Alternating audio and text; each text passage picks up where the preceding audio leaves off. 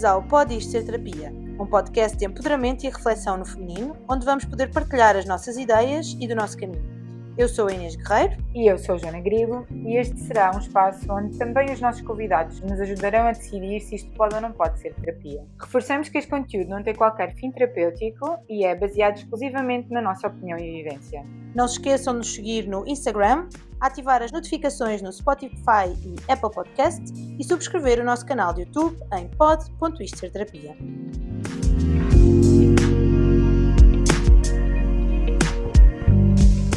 Olá, bem-vindos a mais um episódio de Pode Isto Ser Terapia. Olá, bem-vindos. Hoje é um episódio especial por duas coisas, não é? Certo. Primeiro temos um convidado, certo, mas porque este convidado ganhou o nosso primeiro concurso. É um convidado muito especial. Parabéns! Parabéns. Um concurso real e feito segundo as regras. E foi sorteado e postado o vídeo para quem não estava tal e qual atento. como as influencers fazem. E foi um esforço muito grande e temos que dar os parabéns à Inês. Ao fim de 2 horas eu consegui fazer o sorteio. Alguém que esteja a ouvir, que saiba de Exato, e que nos nos queira ensinar ajudar. Pro bono. à vontade. Pro bono, sim. Nós somos Por favor. uma ONG. Então, o nosso próximo convidado é um amigo muito especial. É um afilhado muito querido, meu primeiro afilhado de casamento, que é marido de uma nossa convidada, É verdade. Andreia Relisco. É alguém que teve uma influência muito grande e tem, muitas vezes, no meu percurso espiritual. É um grande terapeuta, facilitador de grupos, formações de mindfulness, meditação, libertação das cordas, mais uma vez no Essência de Luz, né, que é um espaço em Lisboa, partilhado pela Dina, pela Andreia e pelo Bruno, e é alguém que eu acho que tem um percurso muito curioso e que vamos descobrir hoje, que é o Bruno Miranda. Bem-vindo! Obrigado. Bem, que apresentação, antes de mais. Sim, a Joana já gente nos faz habituou. A Joana já nos habituou a estas. Não, uma pessoa fica introduções. logo Muito feliz bom. por estar aqui. Sem Bem-vindo. dúvida, ganhar este concurso foi espetacular. Muito obrigada por teres participado, por teres Sim. aceito o nosso convite. Nem mais, mesmo Ficámos à última muito da hora, felizes. acreditem sempre que é possível. Exato. Eu fui no Continuem último a minuto, tentar. praticamente, no dia a seguir estava a ganhar o Boa. concurso. Portanto, nunca desistam, temos que Exato. começar por aí. Exato. Tudo é possível até o último minuto. Para quem não te conhece, queres partilhar um bocadinho do teu percurso, porque não começaste logo nesta área de formação. Não comecei nesta área de formação. Portanto, eu venho de uma área sempre a pensar muito sobre as coisas, desde pequeno. No entanto, entrei para a Engenharia Informática e lá fui eu. Aliás, desde o 10º ano entrei logo em Informática, a parte da programação, internet quase que não havia. Sim. Portanto, entrei logo assim nessa onda de programar, construir, folha em branco. E foi aí que comecei a perceber, calma lá que isto é muito interessante, Exato. porque se eu estou a programar algo, eu tenho que dizer exatamente as regras todas, e se chegar ao fim, falhar ali uma regra, ou um ponto e vírgula, uma palavra, não tem resultado. Sim. Portanto, esta parte, entre aspas, muito bonita do nome da engenharia, simplesmente quer dizer ou funciona ou não funciona. Basicamente é isto. Portanto, se não funciona, temos que ver o que é que se passa. Temos que ir à causa. Se funciona e dá o resultado que nós queremos, Sim. que às vezes funciona mais ou menos, Sim. não é? Então podemos sempre partir um avanço, seja um melhoramento, seja perceber o que é que se está a passar. E isto sempre me motivou. Acompanhando nisto, nestes anos de informática, sempre tive uma apetência de interesse, seja em artes marciais, foi para onde eu comecei, e nas artes marciais facilmente se chega àquela área mais transcendente, concentração, silêncio mental, a diferença que faz, então sempre às escondidas, portanto, quase durante o dia estava na faculdade a trabalhar com os meus amigos e à noite eu desaparecia, minha mãe depois vai ouvir isto, vai saber, mas depois eu desaparecia e ia, seja para a União Budista, seja para as minhas formações de fim de semana, isso eles sabem claramente, de karaté, artes marciais, portanto sempre quis depois aliar os dois e percebi que havia aí algo mais que se sentia, e depois em Espanha, seja muitos grandes karatecas começaram a falar do Reiki, que sentiam-se muito bem, da parte holística, da parte da meditação, e pronto, e tudo seguiu por aí. Basicamente, hoje em dia, depois entrei pela parte da psicoterapia transpessoal, coaching, counseling também, estados ampliados de consciência, foi aí que as coisas se revolucionaram, não é? Portanto, o que é isto de ampliar a nossa consciência e como é que se faz, e daí cheguei à parte também do trauma e o que é que está nas causas das coisas, e utilizar um pouco disto de a nossa expansão de consciência, como é que eu posso pôr a minha mente num estado mais mais equilibrado, mais silencioso, mais sereno, e com isso possa ter um discernimento maior do que aquilo que nós temos no dia a dia. Não temos espaço para pensar, para discernir. Portanto, o meu percurso entrou por aí já há 10 anos que estou com terapia a tempo inteiro, terapeuta a tempo inteiro e professor de meditação e formação de grupos em toda essa área de desenvolvimento humano. Eu gosto mais de chamar de desenvolvimento humano.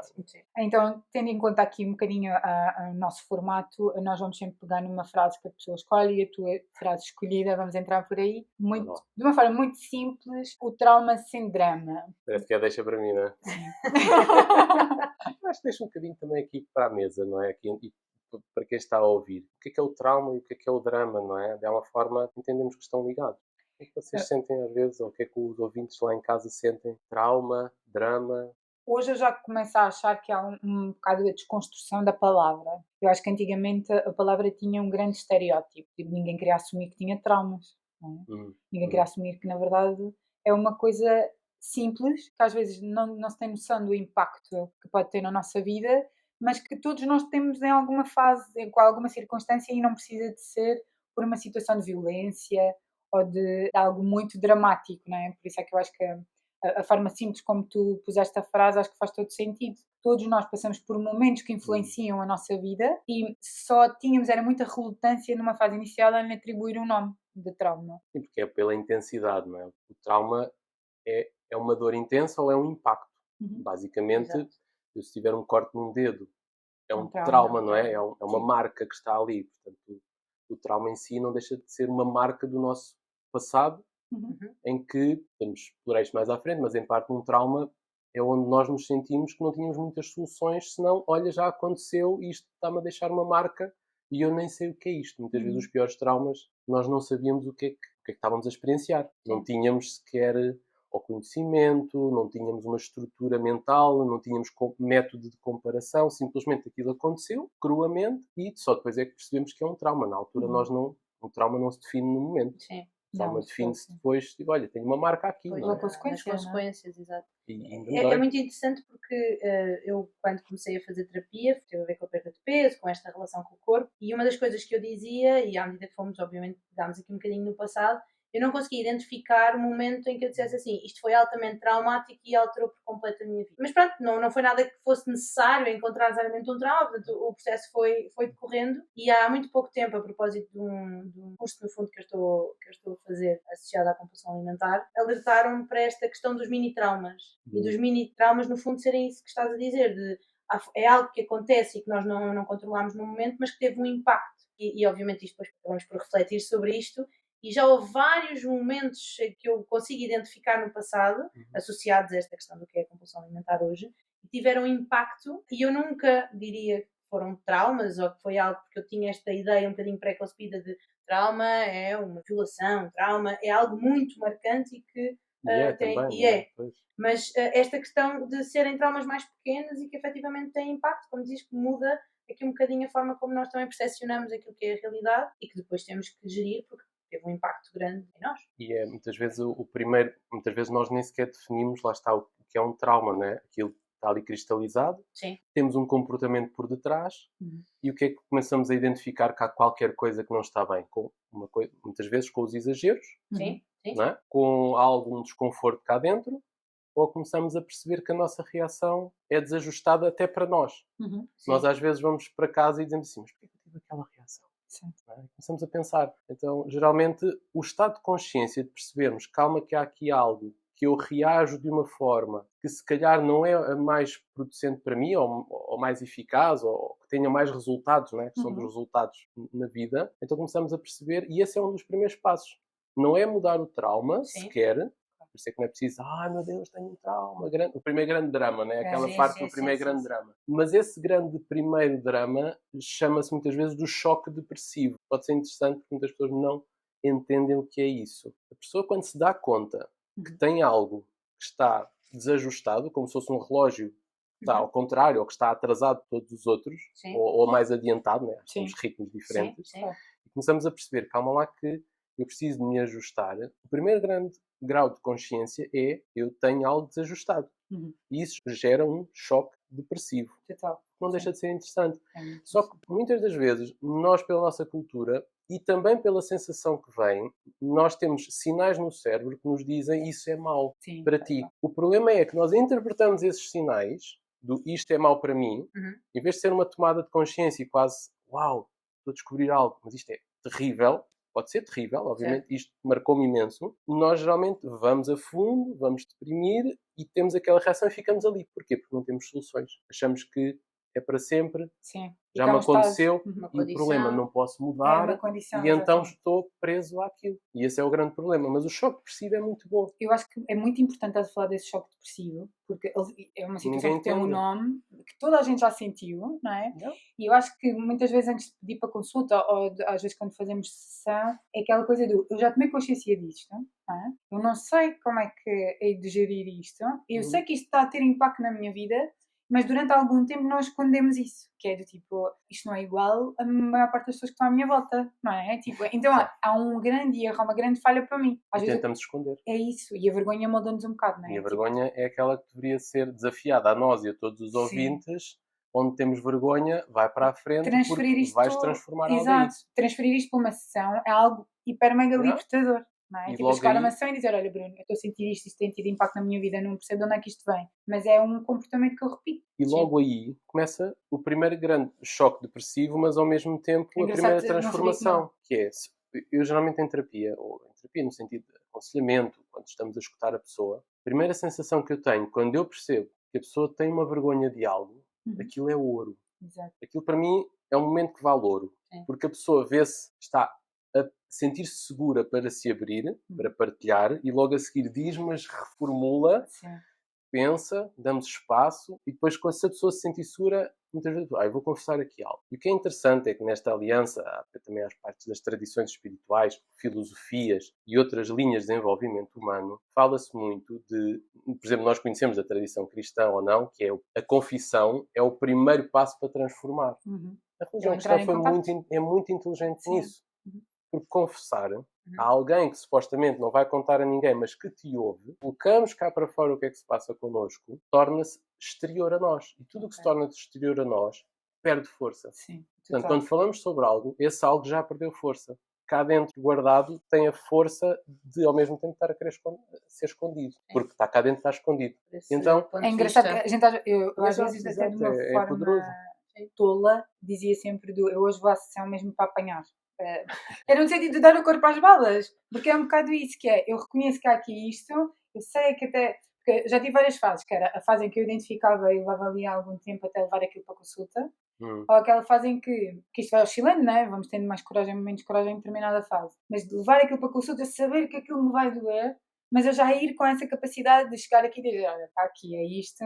Eu sei que me vai doer, mas eu preciso de ultrapassar isso, não é? O que eu às vezes sinto é que, às vezes, na nossa vida, não temos tanto espaço para fazer isso, porque às vezes o ruído que temos à nossa volta também é muito grande. E a demanda do dia-a-dia, não é? Nós temos tarefas para resolver no dia-a-dia, não há espaço muitas vezes para isso. E às vezes para fazer este exercício de poder observar-me, é preciso haver esse espaço também, não é? Eu acho que nunca fiz esse exercício desse primeiro passo, ou seja, aquilo que me incomodava-me e eu achava que era uma questão do outro, ou seja, incomodava-me no outro e eu não via que me incomodava do outro porque era eu que tinha a questão. E depois, em sessão, tinha a Marisa a dizer então, mas isto e aquilo, e eu dali é que levava e aí é que fazia esse processo. Eu acho que nunca tive esta eu já tive as duas coisas, que é chegar à sessão e dizer assim, eu sei, porque eu tenho muita esta teoria que aprendi muito convosco, que é os outros refletem sempre, é o espelho, não é? Os outros refletem sempre alguma questão que é minha. Ok, sim, podemos elaborar isso um bocadinho melhor, porque há muita coisa mística aí de também confusão. Percebo. Mas eu lembro que às vezes, até nas sessões com a Dina, eu levava e pensava assim, eu sei que isto me incomoda porque há alguma coisa que é minha, mas ainda com uma certa negação de algum desconforto do que eu sabia que aquilo me irritava no outro porque poderia ter alguma coisa que me ativava, mas eu até sentia que aquela atitude era tão má porque aquilo havia de ser meu. Sim, mas existem, lá está, isto da minha parte, obviamente a engenharia que me ajuda muito, que é, existem coisas mal feitas, existem coisas que não são duradouras no tempo, existem coisas que mais tarde ou mais cedo vão ter consequências muito tóxicas para a nossa vida, não é? E que os outros sabemos que os outros estão a fazer, não é? Agora a questão é, o discurso educativo quase pode gerar trauma, porque eu posso começar a gritar com alguém a dizer que estás errado, não é? Portanto, isto na infância começou logo com uma forma que melhor forma possível, que os pais entendem ou não entendem a cultura em que nós, como crianças, nascemos, levamos com o discurso educativo que muitas das vezes não estávamos preparados ou se calhar não havia uma sensibilidade para se perceber a melhor forma de o que é que nós estávamos a receber. Porque ninguém está dentro de nós, nem mesmo os nossos pais, por muito mais que usemos disto ou daquilo. Na realidade, o nosso cérebro é um conjunto. O nosso cérebro, a ciência, mostra uma coisa muito interessante. Eu venho também um bocadinho de estudos de neurociência por causa da respiração neurodinâmica, que é os efeitos que têm os estados ampliados de consciência numa respiração com música. Então, a ideia é, a neurociência vê o cérebro como uma caixa preta, uma caixa negra, como se fosse um avião. Sim. Na realidade, se for, há uma imagem um bocadinho solitária, não é? Mas o nosso cérebro está dentro de uma caixa preta, que é aqui o nosso crânio. E o que é que ele recebe? Por onde é que ele recebe as coisas? Recebe pelo todos os estímulos, pela superfície sensorial. Tudo o resto, a ciência hoje em dia, e isto é muito interessante, a ciência hoje em dia, o que vê no cérebro é que o cérebro recebe informação, se não gosta de informação, ou foi muito intensa, ou marcou, ou criou impacto, ou criou trauma, ou criou um grande instinto de sobrevivência, de medo, de agressividade, etc. O que o cérebro vai fazer é guardar isso com perda de informação. Portanto, o nosso cérebro não guarda a informação. Mesmo as músicas do Spotify perdem alguma informação em termos de qualidade. O nosso cérebro faz o mesmo, para poder guardar as memórias mais longas. Há perda de informação. Certo. Mas o que o cérebro faz é uma coisa interessante, que é ele aglomera experiências por categorias idênticas. Por exemplo, por cheiros, por sons, por estímulos visuais. Stanislav Grof falava muito dos coex, é um complexo de experiências que está organizado. Agora, se esse complexo de experiências, que é um conjunto de experiências, foi marcado por um cheiro específico, imagina que, por exemplo... Eu tenho imensa memória de cheiro. O cheiro é a primeira memória que o nosso cérebro guarda. Tenho muito pouca memória curta, mas tenho muita memória de cheiro e as músicas também. Fazem-me viajar Basta a música, por exemplo, é incrível, seja para libertar emoções, seja para te fazer lembrar, num milésimo de segundo, um momento da tua vida agradável ou desagradável. Se alguém quiser experimentar, eu vou dizer isto de uma forma urgente, se alguém quiser experimentar, para mim, que foi a ferramenta mais incrível de acesso à informação, no sentido de desconstruir estas ideias, foi contigo, né?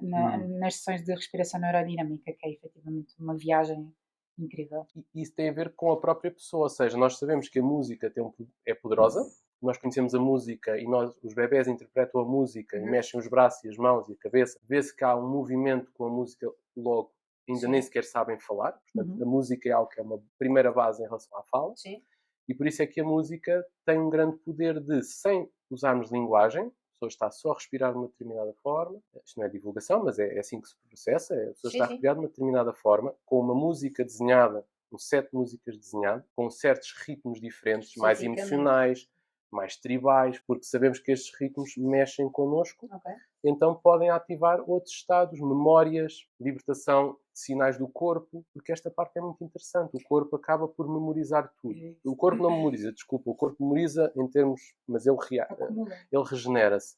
O cérebro memoriza os estados internos. Portanto, quando tu colocas música, consegues aceder. A respiração rápida ativa os neurónios, a atividade neuronal, e então é muito mais fácil de aceder se não estiveres a aceder.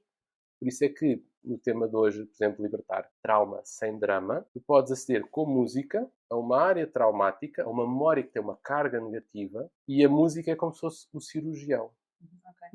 Ok? Porquê? Porque acelera. Vai lá, é uma música que te induz num certo ritmo, num certo movimento até do próprio corpo, a pessoa pode mover o corpo. Então, isso entra e, se há um estado interior preso, negativo, lá dentro, com uma memória de dor, aquilo vem ao de cima. A música e a respiração vão ajudar a criar um outro estado no mesmo momento. Por isso é que traz tanto impacto e é transformador. Portanto, e é isolado. Eu investiguei mais sobre as situações, né, no sentido, por causa do diagnóstico de cancro, né, e conheci Gabor Maté, que não tinha muito ainda informação, então nestes últimos 2 anos eu li quase todos os livros dele. Certo. E assisti a outro documentário que quem não viu, aconselho, porque é mesmo transformador, um bocadinho na identificação destas situações, né? Porque há toda uma panóplia de acontecimentos que tu vivenciaste e que marcaram a tua vida desde a tua infância até a tua idade adulta, e depois, a partir da tua idade adulta, há também uma certa responsabilidade tua, né? De processar ou não, ou de resolver ou não, muitas dessas questões. Aqui dentro daquilo que me deixava muito curiosa em relação ao Gabor Maté, é que ele explica esta percepção ou acumulação das emoções versus os estados de doença. Não é só o cancro, né? Mas uma panóplia de doenças físicas que ele explica também muito bem nessa situação do trauma, não é? Que o trauma não é só o acontecimento, é a forma como tu processaste o acontecimento. E aquilo que acontece para mim não é igual àquilo que acontece para a Inês, nem aquilo que acontece para ti, não é? Até a mesma situação pode gerar diferentes estados emocionais e depois o processar ou não essas emoções, por efeito cumulativo, é que te leva a estados ou não de doença. Na tua experiência enquanto terapeuta, também vês isso? Eu, se calhar, partilhava mais uma pequenina história que eu acho que é mesmo lá para casa, também acho que todos podemos seguir facilmente. Não sei se conhecem aquela história do miúdo que vai com o pai ao circo e vê um elefante enorme na parte de fora do circo, está a comer, mas o filho pergunta ao pai: ó pai, porquê que o elefante, que tem só uma cordinha presa ao pé, com uma pequena estaca de ferro, porquê que o elefante fica ali quieto e ele podia sair dali, aquilo não o prende sequer? E o pai explica, acho que já estamos a perceber, né? O pai explica ao filho: olha filho, porque assim, aquele elefante quando era muito pequenino e veio para o circo, ele debateu-se muito, muito para sair daquela estaca. Mas aquela estaca, para a idade que ele tinha e para o tamanho, ele não tinha força suficiente. Então, o que é que acontece? O elefante bateu-se, criou também muita dor, criou muito sentimento, começou a criar dentro dele, com os sinais todos que ele recebia do estímulo sensorial, começou a sentir o quê? Por mais que eu me esforce, estou a gastar energia. E o cérebro é muito bom a gerir energia. Se eu estou esgotado e não consigo sair daqui, então não vale a pena. Logo, o elefante acaba por, mais tarde, põe só aquela corda com a estaca, e ele já não se mexe. Porquê? Aí explica exatamente esta situação. Portanto, enquanto terapia, como nós vemos, é isto que é. Primeiro de tudo, não pode haver julgamento. Por isto mesmo. Nós, na realidade, não sabemos, muitas vezes, o que é que está dentro de cada pessoa. Nós não podemos sequer julgar: olha, isto é o teu problema. Como é que ela percepcionou, não é? Temos que conhecer muito bem a pessoa e a pessoa depois devolver à pessoa para também a pessoa descobrir: ok, então afinal... Porque a pessoa é que está nessa cordinha, né? Nós somos o elefante que estamos na cordinha. Então, vai haver uma altura em que alguém nos pode dizer: olha, mas é só mexeres a pata. Desculpem, como elefante, não é? Como elefante. Claro. Não levem mal ali em casa. Não estamos a chamar nada a ninguém. Mas na realidade, nós vamos, e isto é que é interessante, nós dizemos: ok, mas experimenta mover-te. E o cérebro do elefante vai dizer: não me vou mexer. E é aqui que tudo começa. E nós dizemos: está bem, mas aconselho-te a fazer isso, experimenta. Mas o mesmo. Já te disse que não dá. E depois depende da dimensão que está lá dentro. Exato. Então, e depois chegas à próxima terapia: então, já mexeste a perna? Só mexer a perna? É só isso que é preciso? Ah, não, afinal, não sei o quê. Pois... E há pessoas que tentam e não conseguem, mas outras dizem que não sentiam vontade. E muitas vezes, libertar-nos de algo está defendido por um alarme cá dentro, por um sinal contrário. Portanto, o elefante quer-se mexer, o terapeuta até pode aconselhar ou dar a ideia, a pessoa até pode dizer: olha, isso parece-me bem mexer a perna. Mas cá dentro vem um sinal que diz: é que nem vale a pena. E é aqui que entra o choque de forças. Dentro de nós temos um estado que nos impede de mexer a perna quando está visível para outros de fora, ou não. Mas é este jogo de forças que é tão... Depois pode entra o trauma, é aí que vemos que está um impacto no meu cérebro, um impacto na minha forma motora de agir sobre isto. Tenho um condicionamento que nem sequer sabia que tinha, mas pode vir o drama. Eu não consigo, eu não sou capaz, eu sou uma porcaria. Quantos de nós é que já não sentiram isto quando começaram a fazer um processo de mudança? Já passamos todos. Não é? Acho que todos nós já sentimos isso. E isso é muito bem-vindo, porque é aí que nós podemos olhar e dizer assim: está aqui. Agora, quando o drama vem, a transformação vai começar. Quando o drama vem, a ideia de libertar o drama simplesmente significa exagero. Um exagero de uma coisa que não está lá. Portanto, o elefante enorme, seguindo o exemplo, acho que é mais fácil, o elefante enorme vai dramatizar, vai dizer: eu não sou capaz, quando claramente é capaz de sair dali. Mas dentro do seu próprio cérebro tem sinais que são mais fortes do que a voz de fora, não é? A não ser que o empurrem. E depois ele até se liberta e diz: obrigado, foste tu, não fui eu. Na próxima estaca, se alguém o empurra, na próxima estaca que ele encontrar, ele volta a ficar quieto. E nós estamos aqui a falar não só do empurrão de fora, porque isso não resolve tudo. Estamos a falar de desmontar o processo. Mas temos que entender que nós mesmos, acho que aqui o importante às vezes na questão terapêutica é isto: nós mesmos temos que perceber que o processo de transformação é: ok, eu posso receber ajuda, é ótimo receber ajuda, mas eu também vou ter que fazer o meu caminho. Eu acho que essa é a parte essencial de sem drama. Também forçar aqui um bocadinho o realce, que é, há um momento de transformação que és tu que tens que assumir a responsabilidade, não é? É o querer ser de forma intencional participativo no processo. Tu podes ir anos a fio, sentar-te numa cadeira com um terapeuta e não fazer nada, não é? Podes não fazer nada. Podes não fazer nada, mas a ideia é, o primeiro eu passo sinto às que às vezes é vezes- só tomar consciência até cair a ficha. Sim. Mas eu ia dizer que acho que às vezes também eu sinto que é isso que dificulta, não é? Porque eu acho que no mundo em que nós vivemos agora, e eu não acho que seja só de agora, das receitas, de haver uma resposta muito rápida para qualquer problema. Eu acho que nós procuramos isso até mesmo nesta azáfama. Vamos resolver que é para passar em frente e continuar a viver, não é? E acho que isso faz com que as pessoas tenham mais dificuldade em chegar ou em ir até às terapias para poder resolver, porque sabem que aquilo, ou se passaram por alguém, ou têm à partida noção, até porque com certeza nenhum terapeuta vai dizer à partida que vai resolver o problema dali a 2 ou 3 sessões, que vai ser difícil, que vai doer e que vai ter, como tu dizias, responsabilidade e nem sempre procuramos isso. Eu tenho essa sensação, não é? Nós fugimos eu da dor, procurei não é? tudo primeiro antes de chegar à terapia, não é? Procurei todas as soluções mais rápidas primeiro. Mas uma das coisas que eu acho que pode ser também, até mesmo fora da terapia, acho que está lá, quem está em casa também pode beneficiar disto, que é, uma das coisas que eu me tenho gostado mais de especializar é a autoterapia. E eu sei que isto aqui muitas pessoas vão dizer, isso não é possível. Okay? A minha questão com a meditação, com a parte holística, é como é que eu posso colocar nós mesmos, se eu não tiver um terapeuta ao pé de mim, claro que é bom pedir ajuda. Era aí que há bocado queria buscar nesse sentido. Como é que eu posso? Não criando esse estado de observação ou não conseguindo chegar lá, como é que tu consegues ter percepção? Como é que tu consegues... Era um bocadinho aí que eu queria chegar, que é, nós temos que ter ferramentas de próprio conseguirmos identificar alguma coisa.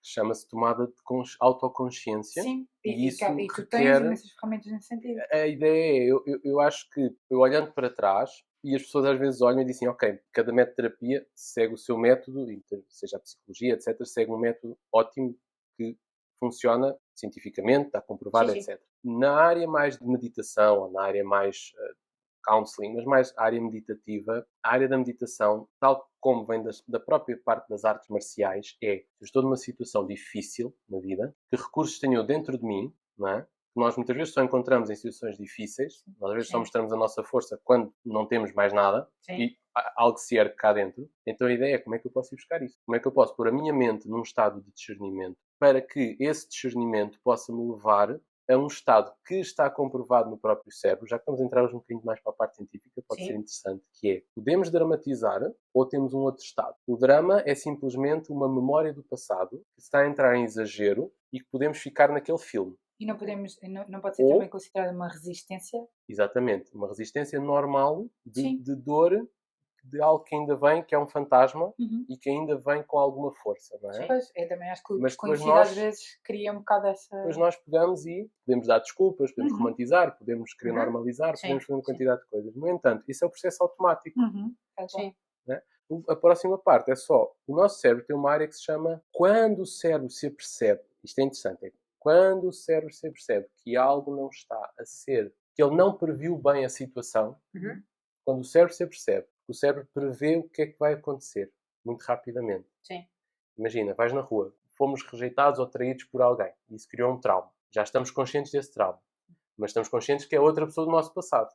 Mas de repente, como o nosso cérebro tem perda de informação, mas guarda as sensações e estímulos ligados àquele trauma, àquela pessoa, àquela situação, basta uma pessoa passar, ou com os cabelos encaracolados, ou com os olhos azuis, ou fazer aquele sorriso, ou com aquele tom de voz, algo cá dentro, automaticamente diz-nos alarme. Como se fosse aqueles alarmes da casa. Estás a ver? Começa logo pip, pip.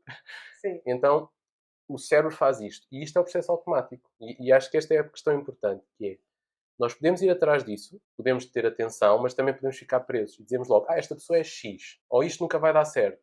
Ou começamos logo a gerar, olha, não vou mexer a minha pata porque nunca deu certo lá atrás, também não vai dar certo agora. Ou então, podemos dizer assim, uau, que desconforto que eu sinto, e isto é diferente.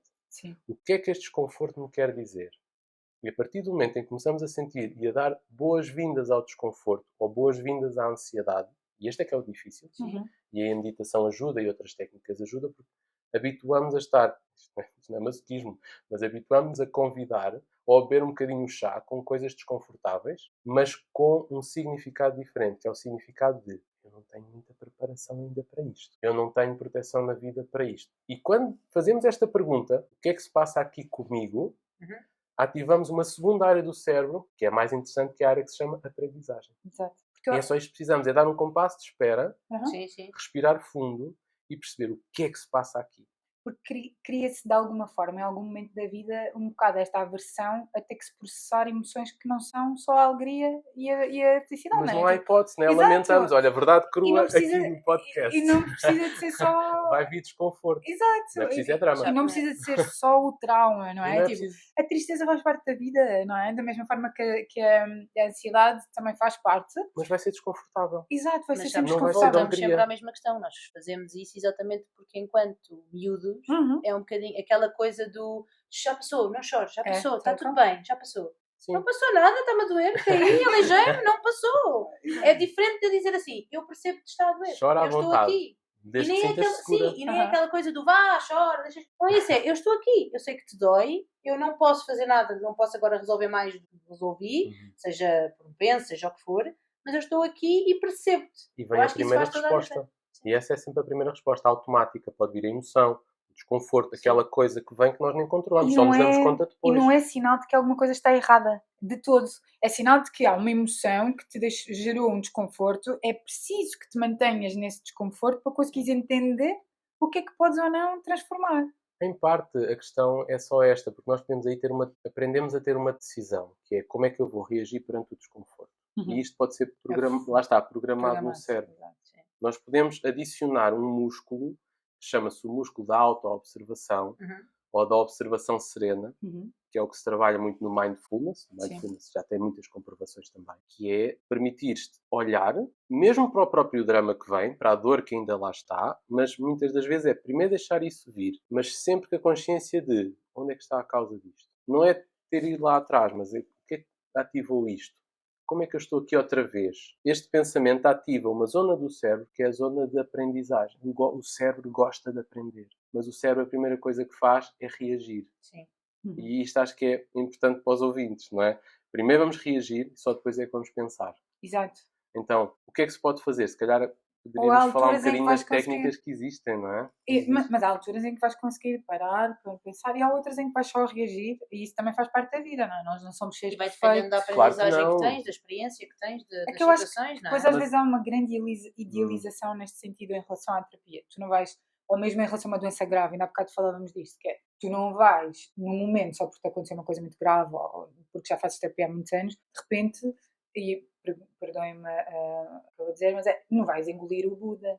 Não é? De repente não te vais transformar só porque viste a luz e a tua vida vai ser perfeita. Isso nunca vai acontecer. É só uma experiência não é? em que te sentes completamente alegre, nada te move, mas depois passa. Exato, Sim, exato, e que vai exato. acelerar. Mas é importante essa experiência também. Sim, mas o que eu acho é que não é preciso existir essa idealização em relação ao processo. Mesmo quando tu escolhes fazer terapia de uma forma para sempre ou de uma forma mais intensa, tu não vais de repente não processar essas emoções ou essas situações não vão deixar de acontecer na tua vida. Porque no outro dia falava com um amigo que tinha muita resistência em manter-se no processo terapêutico.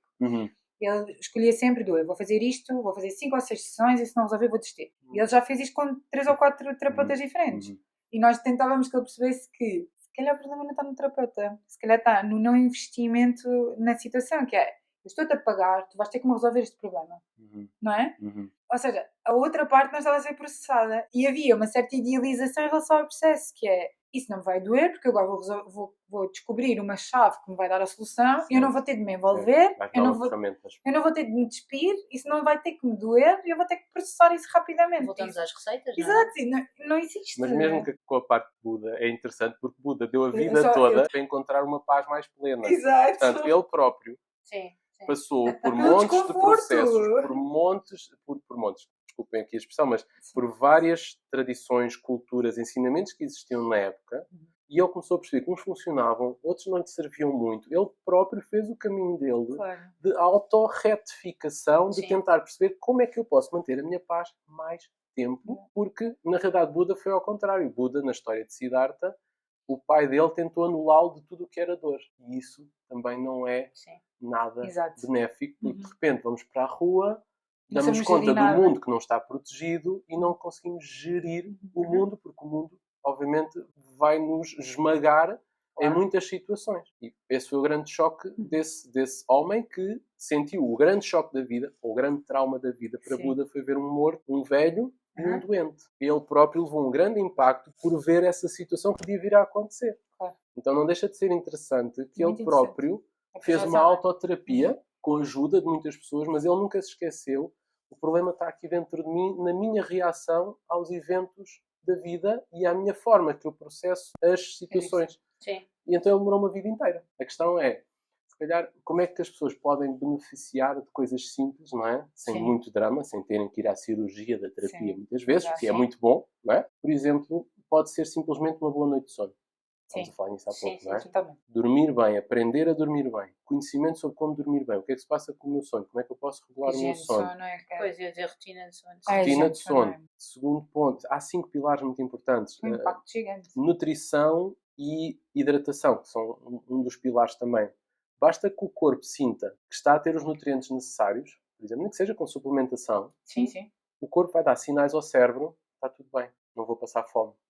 Se tivermos um trauma de passar fome na infância, que nos diga eu não posso passar fome e por isso comemos muito, por exemplo, basta comer bem e ter os nutrientes todos e ser firme nessa disciplina, porque o modo automático vai dizer tens de comer, certo? E nós vamos ter que ter uma disciplina a saber que não, eu estou a comer bem, estes são os nutrientes que eu preciso, isto é o que a ciência diz sobre os bons nutrientes, deixa-me, e vamos errar muitas vezes, mas por isso é que se chama um caminho. Claro, não é? Obviamente. Mas esse, lá está, o planeamento da nutrição, de hidratação e ter um plano, lá está como estavas a falar, um plano que demora mais ou menos. E depois temos a luz solar, apanhar bastante luz solar, ok? Estas luzes não contam, contam um bocadinho, mas não contam tanto. Temos as relações sociais, o pilar das relações sociais, e depois temos o movimento que acho que é dos mais importantes e que o corpo precisa. Portanto, seja um destes 5, até pode ser as relações sociais que estão traumatizadas. De uma forma primitiva, o corpo foi feito para estar em movimento. O corpo, há um estudo muito interessante, depois fazemos outro. Não há problema nenhum. Eu aqui depois não me calo. Os neurocientistas descobriram que a primeira reação do corpo não é um estado emocional e não é um pensamento. Conseguiram medir. O corpo faz um género de um mapa de quais os movimentos necessários para fazer perante uma situação. Portanto, se começas a ouvir música, uma das coisas que o cérebro desenha de imediato é como é que eu me vou mexer com esta música. Por isso, aquelas pessoas, às vezes como eu, né, não dançamos muito, não tem nada a ver que não estejam a curtir a música. As células estão a curtir à brava a música. Vos garanto isso. E não tem a ver que a pessoa seja traumatizada, não é? Mas o corpo faz um pré-movimento, o corpo arquiteta um movimento e depois é que pode-se mover ou não. Mas ele arquiteta o movimento. É a primeira coisa que o cérebro faz. Eu que tenho uma postura mais rígida, hoje de manhã iniciei o dia com uma sessão de dança terapêutica, porque foi uma coisa de uma forma intuitiva que eu comecei a fazer durante a quimio e depois eu comecei a tentar perceber. Por acaso, quando foi agora o evento, quando fui convidada pela Madame Pereirinha para participar no artigo da revista, conheci a Maria, que faz workshops de dança terapêutica.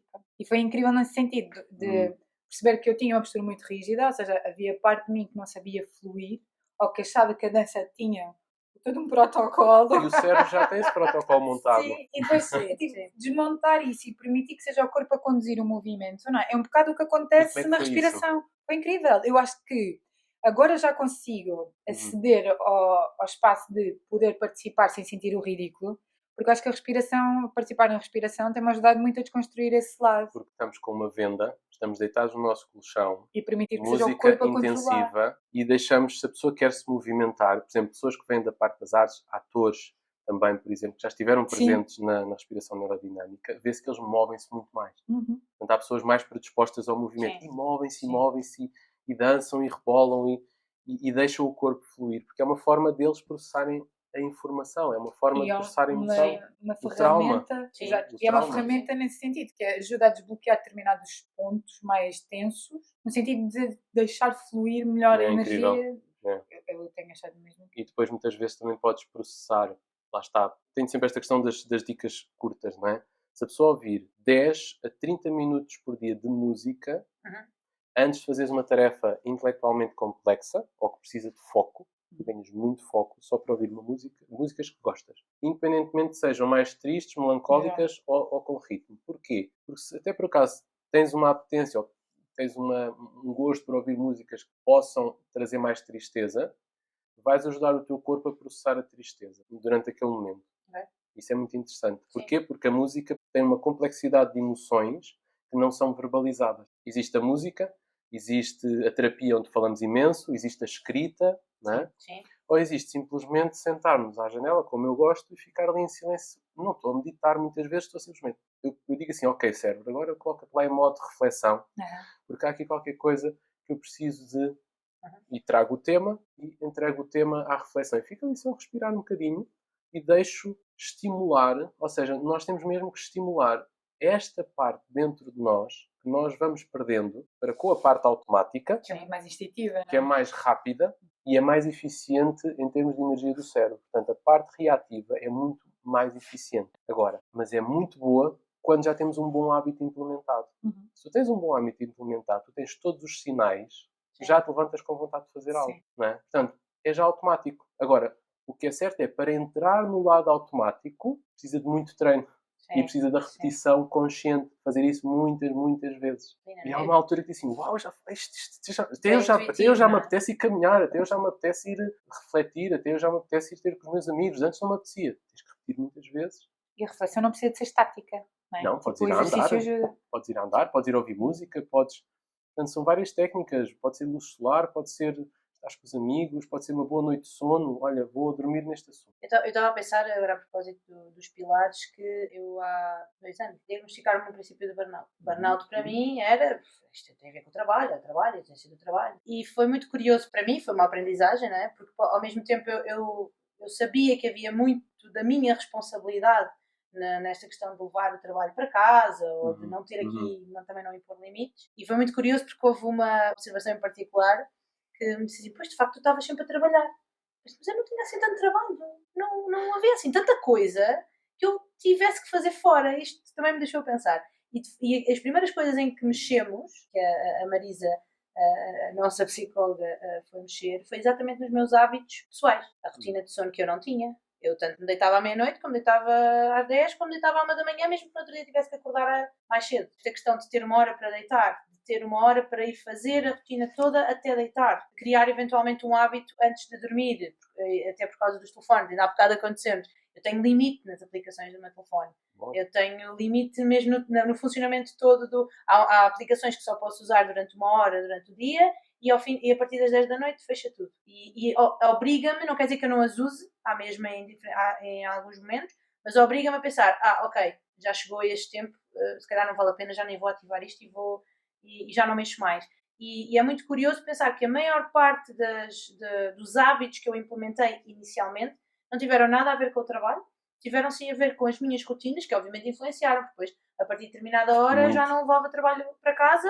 E houve outra coisa muito curiosa para mim, que foi a gestão do tempo. Eu, por exemplo, se tinha que fazer coisas, nunca fazia durante a semana, fazia ao fim de semana, para entregar, por exemplo. E a verdade é que eu tive que encontrar, porque eu tinha esse tempo, tive que encontrar espaço durante a semana, em hora de trabalho, que havia essa possibilidade para fazer. Eu é que nunca o fiz. Fui sempre é um grande esforço, porque sempre sentimos que não era possível e agora vamos torná-lo possível. E no meu caso também eu acho que o fazia um bocadinho para calar algumas coisas, ou seja, enquanto estivesse ocupada com aquilo, não estava... Claro. Eu usei uma estratégia, uma ferramenta péssima hoje em dia, a meu ver. O meu marido trabalha por turnos, e então, sempre que ele estava a trabalhar da meia-noite, não tanto da meia-noite, mas principalmente às tardes, quando fazia das 4 da tarde à meia-noite, boa, assim posso ir trabalhar. Então assim podia estar em casa, e quando foi virtual poderia estar em casa, mas quando antes do Covid ainda ia para o escritório, ele não estava, então eu estava a trabalhar. Eu nunca aproveitei esse tempo para fazer outras coisas, tentei sempre não fazer um bocadinho da exigência dele, não fazer quando ele estava. Mas então quando eu esfregava as mãos, vou poder trabalhar e estar à vontade. E quando eu tomei consciência disto, pensei, bolas, de facto, o trabalho não era necessariamente o problema. A forma como eu geria tudo o que estava à volta do trabalho e toda a minha rotina, que eu precisava de gerir de outra maneira, eu estava completamente anos-luz da necessidade de ter aqui uma coisa mais específica. Mas é incrível como é que, lá está, é um grande esforço que fizeste e que sentiste, e quando passamos por isso, vemos depois a diferença e dizemos assim, como é que eu estava ali? É verdade. Não é? É verdade. Porquê? Porque nós não nos damos conta por ser o piloto automático e o modo de aprendizagem desliga. O cérebro entra em modo eficiente porque tem muitas tarefas para fazer e não para pensar onde é que eu estou, o que é que eu estou a fazer e para onde é que isto vai parar. Sim. Porque o nosso cérebro tem esta capacidade, a questão também da autoterapia ou conversar com alguém que nos sentimos seguros, escutarmos a nós mesmos. Existe a técnica, olha, mais uma, do quadro em branco ou da parede branca, que é, escolham uma parede. Eu sei que isto pode... pessoas acham que isto é algo um bocado depressivo, mas eu acho muito interessante que é, tentem articular, escolham uma fotografia, escolham um objeto que gostam e tentem articular o que sentem, ponham cá para fora, voltamos um bocadinho a esse ponto, porque tudo isso vai ajudar, é preciso um esforço colossal. Sim, eu uso muito a escrita. Para transformar a escrita, por exemplo. Diário do bolso. Não faço daquilo uma tirania, no sentido em que há pessoas que têm a mesma rotina, não é? Sempre Sim, mas quando acordam pode de manhã. Ser importante, ou... pode ser importante, não é? Eu sempre que sinto necessidade, e é uma forma de processar tanto informação como coisas que me vão acontecendo, é através da escrita. Nós temos aqui já várias ferramentas que as pessoas também lá em casa podem depois selecionar e escrever e escolher uma. Não querer fazer tudo, não é? Sim, porque depois entrar no calabouço, não é? Hoje em dia há muito esta porque questão. Não é possível. Não é possível. Nós temos um automatismo cá dentro que tem muita força. E o elefante não pode querer fazer tudo. Ele só tem que mexer a primeira perna e ver que se soltou. E o passo a seguir já vai ser outro. Sim. Portanto, há muito esta venda rápida de antes de deitar, tens que isolar-te dos mídia, certo? Sim. Ler 5 páginas por noite. Estar 5 minutos consciente do que é que fizeste durante o dia. Deitar-te a horas decentes e já estou com sono. E de repente vai-te contratar para tu fazeres esse tipo de... Mas de repente entraste na tirania oposta, que é, tu tinhas um multitasking excessivo, mas queres entrar numa rotina, lês todos os livros que existem sobre autorregulação e queres cumprir com todas as ferramentas que existem, também é outra tirania. É verdade, acho que é preciso... Isso é um ponto... Vocês estão a trazer um ponto muito importante, que é como é que eu posso regular o ser eu mesmo, ou ser nós mesmos, / ter que me disciplinar e pôr limites em nós mesmos para sermos mais naturais. Sim. Então, há esta questão de tenho que ser eu mesmo, tenho que ser eu mesma. Certo. Desde que a meu ver, certo no sentido, não é certo nem errado, mas o que se vê um bocadinho com o que estamos aqui a refletir na questão do trauma, na questão do drama, nos processos automáticos, ou que podemos auto-aprendizar ou reprogramar, pode ser assim, não é? Sim. Temos é que aprender o que é nós mesmos, e temos que ser nós mesmos, como o elefante tem que se sentir, ok, quem é que eu sou no meio disto? E mover-se, mas para isso tem que entrar num processo de autodescoberta e perceber o que é que está desconfortável. Sim, claro. Para ser ele mesmo, não é? E depois tem que criar, tem que fazer um movimento contrário àquilo que ele aprendeu, porque ele é um elefante. Sim. Se o copo estiver muito cheio, não é? Tu não consegues ter espaço para processar informação nenhuma, não é? Preciso ganhar espaço. É preciso, e tanto acho que é o rácio da disciplina, de termos um plano, que há uma parte da nossa vida que é para melhorar. Naturalmente vai haver desconforto, naturalmente o trauma esteve lá e não tem drama, portanto largar mesmo o drama disso. Se não fizermos essa parte aí é que vai ser dramático, ok? Portanto, acho que alocar um espaço na nossa vida para a nossa autotransformação. Olha, vou respirar, olha, vou aprender a meditar, vou aprender a fazer a minha app, vou pôr limites, vou escrever. Escolham algo para se sentirem mais à vontade com o espaço de dar espaço ao organismo para aprender, reaprender, dar a volta à situação. E às vezes também é importante, e tu ajudaste a desmontar muito isso, e às vezes nas sessões que eu tinha também sentia muito isso, que é, às vezes também é importante desmontar os conceitos. Quando estás a aprender, por exemplo, uma ferramenta como a meditação, como é óbvio que naqueles primeiros tempos tu não vais conseguir... E vamos nos sentir miseráveis. Exato, é isso. E eu acho que é muito importante construir isto porque às vezes é mais eficiente os 5 minutos em que tu consegues estar consciente. E te dizer muitas vezes isto, que é, mas porquê é que não te sentas só e não deixas só vir à tua mente aquilo que tiver a acontecer? E eu pensava, então mas isso é meditado? E ela dizia, não, mas o importante a ti dizia muitas vezes isso, mas o importante é que tu entras em contato. Tu também desmontas muitas vezes isto, que é, não se preocupem se não vão chegar, se não se preocupem se não vão entrar. O importante é deixar vir o que é que está a acontecer. Para mim funciona muito, que é sentarmos com o desconforto num quarto sozinhos é a coisa mais difícil a fazer, já diz Pascal. Eu acho que também foi por isso que este período de termos ficado em casa durante o Covid teve tanto impacto. Acho que nos mostrou algo muito... Sim. Essa é a parte que nos mostrou muito sobre nós, como é que estamos. Exato. E aí podemos refletir como é que estou. Até porque nos podemos dar bem ou mal, não é? A questão é a reflexão sobre isso. Sim. Porque nós precisamos de perceber se estamos ajustados às necessidades ou não. E depois há o outro lado em que já somos nós e que poderíamos estar a dar mais de nós e que às vezes não damos espaço para isso. Que já não temos trauma aí nenhum. Portanto, a questão que se chama que é desenvolver as nossas virtudes. Esse é não é? tema extraordinário. Ter esta área de desenvolvimento, que há desconforto, Andréia que é também falou difícil, que é isto e que é aquilo. Mas depois há uma outra área que nós às vezes já perdemos dentro de nós, que são áreas que somos nós. E muitas vezes eu entro num próprio processo de, todos os dias, eu deixo-me na reflexão, eu pergunto, dou a intenção logo de manhã que é: o que é que eu gosto de fazer, que me dá energia e que por acaso me esqueci? E que se calhar o dia, como se fosse escorregar uma casca de banana, eu vou encontrar. O que é que eu gosto de fazer, que se calhar fazia em criança, que se calhar deixei de fazer, porque ganho responsabilidade, porque isto e aquilo, mas que se eu voltar lá, nem que seja esse cheiro, por exemplo, eu vou recarregar energias muito rapidamente, porque isso me vai trazendo um conforto e isso já está automatizado dentro de mim e traz-me uma sensação tão boa de conforto, de segurança, nem que seja, por exemplo, olha, vou acender um incenso, vou pôr o meu purificador do ar, vou abrir as janelas como se calhar antigamente abria e ficava ali. Há pessoas que gostam de ir ver o pôr do sol, há pessoas que gostam de fazer algo. Estou longe da praia, estou longe disto, não interessa. Olha para o sol, podes não ter água, mas Vem nascer o dia, por exemplo. Desenvolve algo que tu já sejas boa, sabes que gostas daquilo e tens a certeza que quando o fazes que recarregas energias. E aí libertas muito trauma. Libertas muito drama, E trazes mais libertas muita alegria. carga, preenches-te com a virtude que é a balança. Sim. Basicamente a autoestima, em termos psicológicos, é só uma balança em que tens o conjunto de partes negativas e um conjunto de partes positivas. E depois medes na balança. Se a parte negativa estiver mais pesada, a autoestima vai para baixo. É normal, não é? Temos peso. Se estiver equilibrado, se calhar, é ótimo, porque assim tanto conseguimos perceber. Se estiver positivo, obviamente ascendemos em termos de sensação. Sim. Se estivermos demasiado positivos, caímos na euforia e voltamos atrás. Exato, está igual. Portanto, basicamente é um bocadinho isto.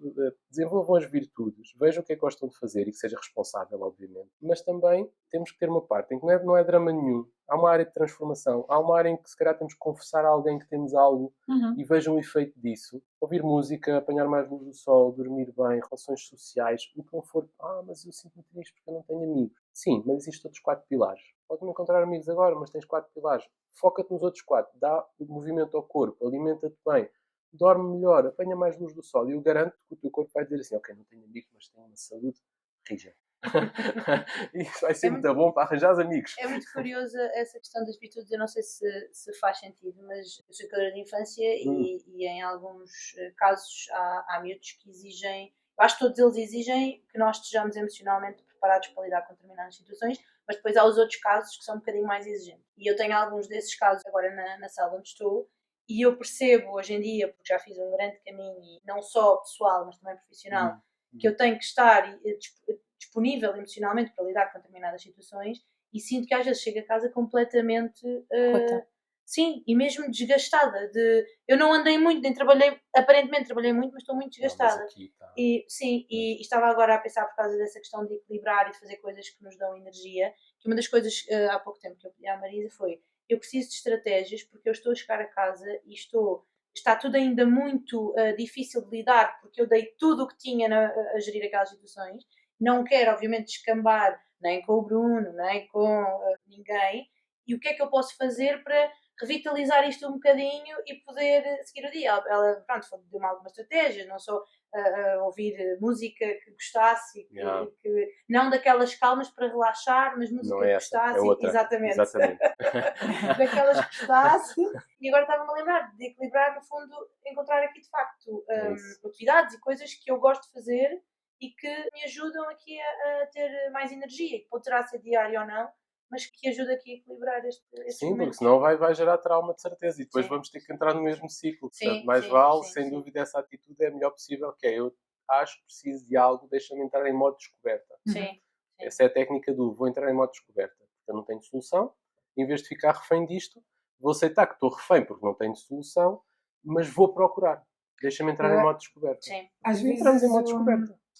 O que eu faço quando me sinto assim assoberbada, do ponto de vista emocional, e por exemplo, esta semana que passou foi uma semana intensa do ponto de vista emocional, eu sei que se eu ficar muito tempo assoberbada, me vai gerar ansiedade. Sim. Já é um mecanismo que eu chego a casa, não ligo nada, fico só, deito-me no chão e fico no silêncio. E deixo só o corpo perder aquela angústia. É como se... eu não sei que mecanismo é, mas aquilo comigo resulta. É largar a estimulação. Sim. O corpo está muito estimulado, ou se reage também muito a tudo que está a absorver do dia. E eu acho que depois também há um bocado o culto disto, que é, pelo menos não me tinha percebido até ficar doente de que tinha, que era os períodos de inércia, os períodos de não fazer rigorosamente nada. Tu não tens qualquer estímulo, nem intelectual, nem visual, nem de... Podes dormir só ou podes não ficar só deitado a olhar para o ar, não é? É mesmo revitalizante. Mas, ao mesmo tempo, parece que há uma cultura de que isso tem que ser vivido na culpa, não é? Foi um bocadinho o que me... Pois, mas depois há consequências se não o fazes, não é? O pós-doença vem-me... Ou melhor, quando eu entrei no processo de resolver e de quando percebi que estava nessa situação, uma das coisas que eu tive que aprender foi fazer isso, a não fazer nada. E a não ter que ir às coisas todas. A dizer que não e só porque eu não queria fazer nada. Não tinha que... Eu não vou àquele aniversário porque tenho mais qualquer coisa para fazer. Não, eu não vou àquele aniversário porque eu vou ficar aqui a ver aquele programa ou só estar deitada no sofá porque eu não quero fazer mais nada que isto. Eu não sabia parar. Sim.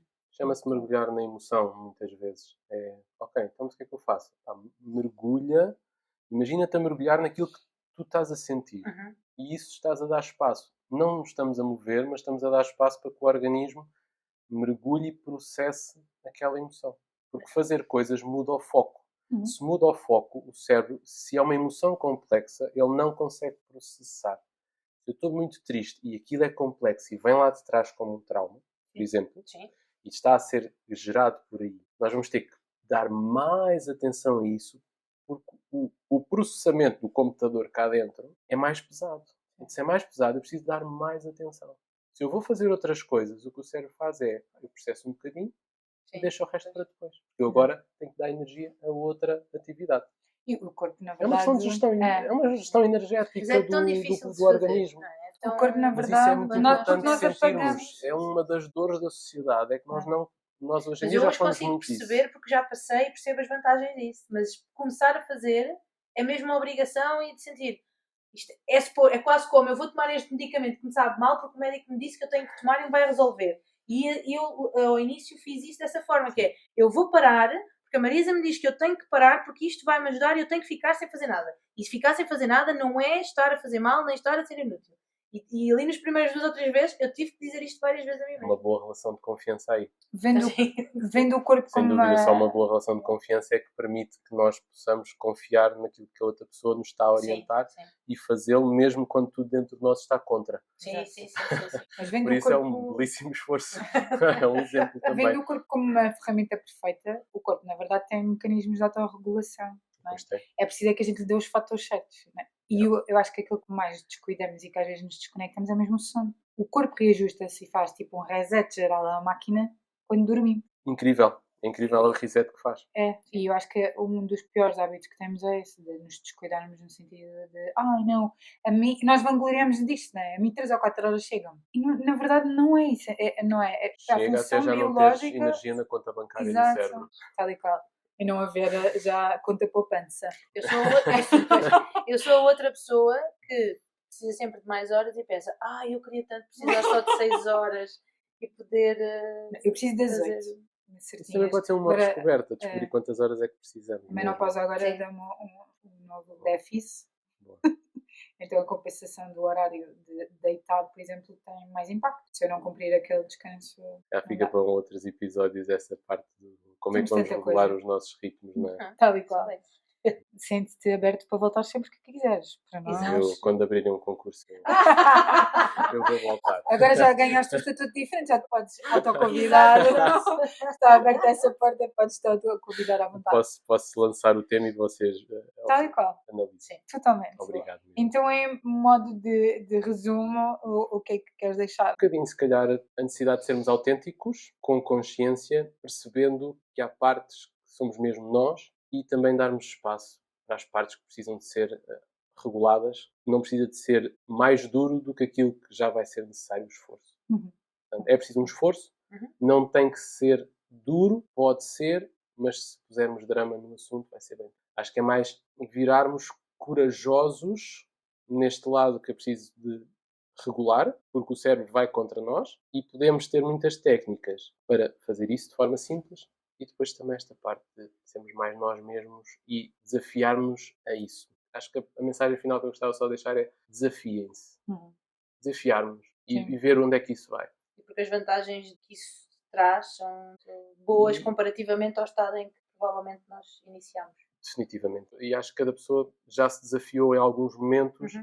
Pode ser difícil e se calhar às vezes depois andamos a adiar, mas quando pensamos em desafiar-nos, acho que traz sempre vantagens. Sim. E depois, mesmo desafiar-nos em sermos nós mesmos e fazer algo que sempre fizemos e que gostamos de fazer. Sim. Isso também é um desafio. Exato. É um bocadinho estimular as pessoas a todas as semanas pensar em que desafio é que eu estou? Ou em que modo de descoberta é que eu estou? E dos 5 pilares, o que é que eu posso utilizar um bocadinho mais na minha vida? Só um bocadinho. E só experimentar isso. Não se foquem em mais nada. Eu acho Obrigado mesmo. Fico mesmo maravilhoso. Obrigada. Eu ficava ficávamos mais uma hora a conversa. Sim, também. Se as pessoas quiserem mais também, ao pedir. Sim, exato. Temos dias divididos. Sim, eu também Os ouvintes é que fico muito aqui presa nesta... que eu acho que é muito importante que tu trouxeste esta informação, de reafirmarmos sempre isto, que é preciso sentir para conseguir processar, não é? E por mais que seja uma emoção mais difícil, é preciso processá-la e não há problema nenhum. E isto é mesmo um ciclo, não é? Vai vir essa emoção dura e a seguir vai vir algo diferente. E então acho que é mesmo isso, é não perder o foco e perceber que é mesmo um processo sem ter que obrigatoriamente cumprir determinado padrão ou não. Sim, totalmente. Por isso. Muito obrigada por ter aceito o convite. Muito obrigada por participares connosco e volta sempre que quiseres. Com ou sem concurso. Então, sigam o Bruno nas redes sociais. Ele tem uma página que se chama O Guia Interior. Uma processo de autodescoberta também aí, que é começar a abrir mais as redes sociais. E sigam o Essência de Luz e descubram a panóplia de ferramentas que eles têm à disposição para que possam encontrar e para que pesquisem sobre a respiração neurodinâmica, que é uma ferramenta incrível. Inês também vai participar agora na próxima. Já marcou na agenda. Vamos lançar um concurso. Olha, uma grande ideia. 2 lugares. Exato. Então, sigam-nos nas redes sociais. Sim, Instagram, no YouTube, subscrever, comentar. Ativar o sininho. Do Spotify também. Do canal do YouTube também. E digam-nos se isto pode ou não pode ser terapia. Beijinhos. Obrigado. Que bom, gostaste? Muito bom. Eu achei o tema maravilhoso. Eu acho que vai mesmo chegar aqui a uma data de pessoas. Precisam de microfones fancy, isto é mais umas uvinhas.